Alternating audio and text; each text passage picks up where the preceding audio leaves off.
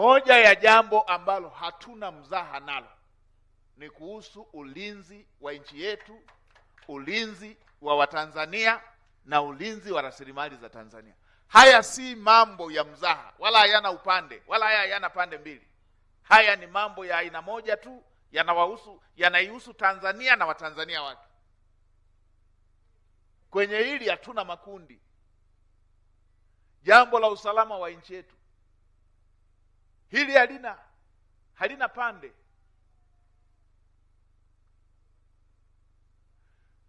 Tanzania ina vyama vya siasa, lakini hivi vyama vya siasa vipo tu kwa sababu kuna Tanzania. Hata dini zetu tunaweza kufanya hizo ibada kama pana amani. Pakichafuka, waulizeni walioko kwenye machafuko kama wanakumbukaga ibada.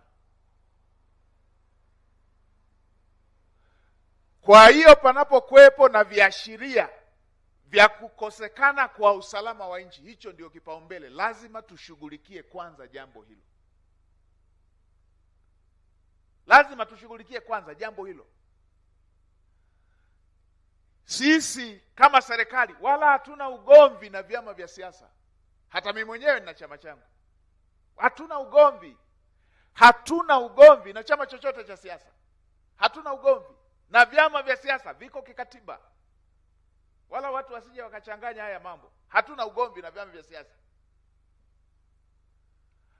Lakini tuna jambo ambalo tuna wajibu nalo la kuhakikisha nchi yetu iko salama na Watanzania wako salama. Na hilo ni jambo la kipaumbele. Hilo ni jambo la kipaumbele. Hatupuuzi.